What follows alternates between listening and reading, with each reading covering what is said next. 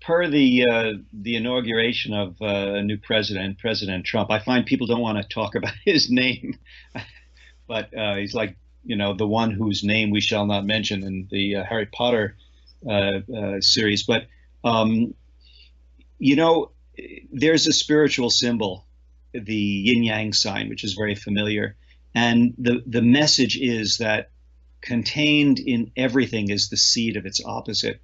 So, as dark or bad a time as this seems, ecologically speaking, where Trump, instead of draining the so-called swamps, is filling the swamps with just his own uh, demons and alligators.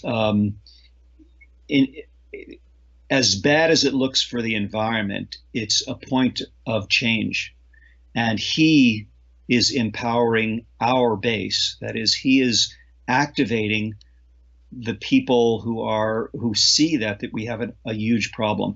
The size of the problem, you know, there's no absolute.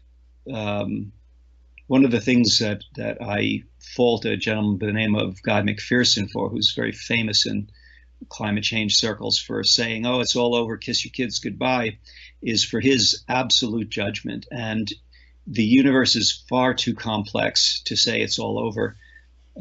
I think we have a huge probability that our population, human population, will decline radically in this century.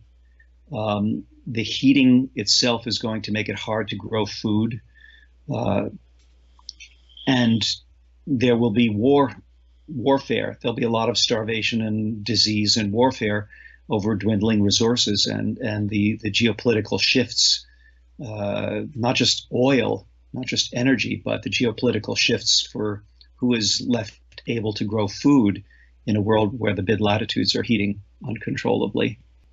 That being said, it's not a time to give up because the act of doing something is redemption in itself. I don't mean that word in spiritual terms, but it's got that spiritual overtone, which I'll go to.